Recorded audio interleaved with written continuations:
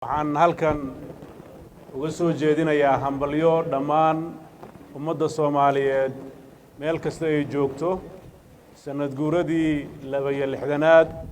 ee ka soo wareegtay midowgii labada gobol iyo aasaaskii Jamhuuriyadda Soomaaliya runtii caawa saacadda aan joogno waa saacaddii la saaray calankii buluugnaa ee midnimada muujinayay waxaan soo dhaafnay 26 Juun oo ahayd maalintii ugu horeysay oo calan Soomaaliyeed ee buluuga la saaray caawana waa maalintii midowgii labada gobol iyo aasaaskii Jamhuuriyadda Federaalka ay dhalatay waxaan halka rabaa marka hore inaan Ilaahay uga barino naxariistii janno intii ka soo qayb qaadatay xorriyaddii iyo dadaalkii faraha badnaa ee dhiigga iyo nafta iyo waqtiga iyo maalkaba uu ku baaba'ay ee bulshadii Soomaaliyeed ee xilliga nooleed ay u geysatay siday u helayd xorriyaddooda oo u noqon lahayd dal xor ah oo la mid ah dalalka caalamka oo iraadadiisa iyo mustaqbalkiisa gacanta ku haysta 62 sano marka dhinac laga fiiriyo waa waqti kooban marka dhinac laga fiiriyo waa waqti badan ummadda Soomaaliyeed muddadaas ay xorka ahayd waxay soo martay marxalado kala duwan iyo duruufo kala duwan waxaad ogtihiin 30 sano markay dawlad ahayd oo duruufaheeda gaarka lahayd waxaa xigay dagaalo sokeeye oo muddo socday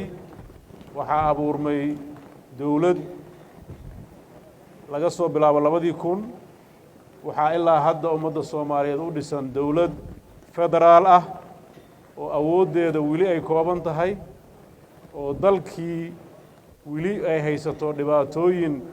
dhinaca siyaasadda ah dhinaca amniga ah dhinaca dhaqaalaha ah dhinaca arrimaha bulshada ah dawladdeennaas guud ahaan duruufaha adag ku jirta waxay sababtay in weli bulshadii Soomaaliyeed ee u naaloonaysa xorriyadda oo sugaysay dawlad u adeegto danahooda ka shaqeysa inay weli ay gaabis ka tahay adeegii loo geysan lahaa bulshada Soomaaliyeed meel kasta ay joogaan oo xuquuqdooda lagu ilaalin lahaa hadday dalka ku nool yihiin iyo hadday dibadda jiraanba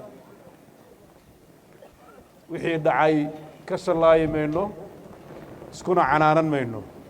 qadar eebbe ayay ahayd duruufahaas kala duwan ee la soo maray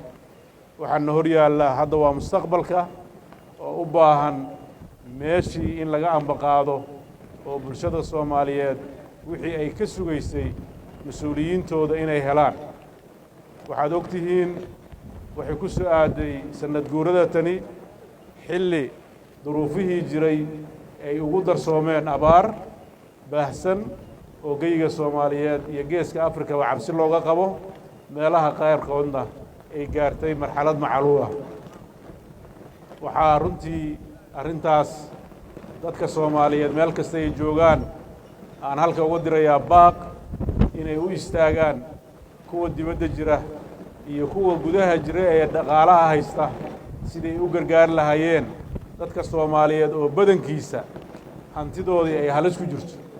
boqolkiiba 70 bulshadeenu waa reer miyi haddaysan ka badnayn ama 80 ahayn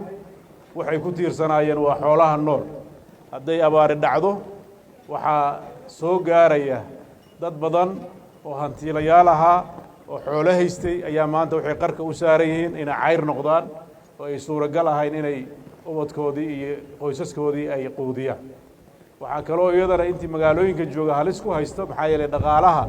inta magaalada joogta iyo dawladuhuna waxay ku tiirsanaayeen xoolahaas nool iyo dhaqaalaha ka soo gala dhoofkiisa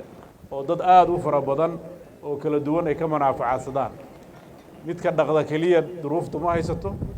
kii iibsaday jiray kii dhoofin jiray kii ka sii ganacsan jiray kii gaariga ku qaadi jiray dawladdii ka heli jirtay canshuurta oo ciidamada iyo amniga ku ilaalin jirtay intaasoo dhanba saamaynta abaartu waa ay gaaraysaa waxaan rajaynayaa in dadka Soomaaliyeed mas'uuliyiinta dawladda ee dawladda federaalka ah iyo dawladaha xubnaha ka ah iyo dhammaan bulshadaba ay arrintaas iska kaalmaystaan oo ay dhinaca iska dhigaan duruufaha mararka qaarkood ka mashquuliya u adeega bulshadooda dawladda Puntland iyada oo mabaadi'da dowladnimo iyo aasaaska in bulshada loo adeega ka duulaysa waxa ay xoogga saari doontaa sidii ay bulshada uga qayb qaadan lahayd intii karaankeeda inay u adeegto oo ay weliba arrimaha abaaraha ayaamahan xoogga ay saarto guddiyo abaara ayaa la saaray xooga ayaa la ururiyey xooga aanan runtii hordhaca oo runtii muujinaya khatar ayaa soo baxaya waxaan rajaynayaa ilaahay idankiis markaan iskaalmaysanno oo bulshada inteeda kaleetana la wadaagno inaan ka gudbi doono marxalado kuwaan oo kale iyo kuwo ka daranba wayna soo mareen waxaan rajaynayaa isku duubnida iyo midnimada in looga gudbo waxaan sidoo kaleeto dowladda Puntland ay caddaynaysaa inay dhammaan dowladaha xubnaha ka ah dowladda federaalka iyo dowladda federaalka iyo cid walba iyo dowladaha jaarka aba inay la shaqayn doonto sidii abaarahaas looga gudbi lahaa waxaad ogtihiin xoolaheenni waxay u gudbeen xuduudda ayay ka gudbeen Ethiopia ayay ku jiraan reserve area jiraan waxay u gudbayaan maamulada kaleeto waxay ka soo gudbayaan maamulada kaleeto maamulo kale imaanaya hadday abaari timaado waxaa la rabaa in la isla kaalmaysto maxaa yeelay waa arrimo bini'aadanimo oo laga wada shaqeeyo waxaan sidoo kaleeto ka codsanayaa dhammaan dadka Soomaaliyeed haddii markuu baadka iyo biyuhu yaraado waxaa abuurma khilaafaad waxaa dhici karta in isqoonsi dhaco in lagu dagaalamo baadka iyo biyaha yar waxaan rajaynayaa iyadana colaadaha ka dhasha dhibaatooyinku markay jiraan iyagana in laga waantoobo oo midnimada iyo wadajirka iyo wanaagga laga shaqeeyo waxaan u hambaleynayaa dhammaan cid walba oo Soomaali meel kasta ay joogto waxaan runtii ilaahay ka rajaynaynaa sanadkan sanadkiisa kale inuu nagu gaarsiiyo barwaaqo iyo deganaan iyo calanka buluugan oo ilmada laga tiro oo dawlad adag oo mustaqbalka ummadan ka shaqeysa ummadan ilaahay inuu siiyo waxaan ku boorinayaa mas'uuliyiinta Soomaaliyeed meel kasta ay joogaan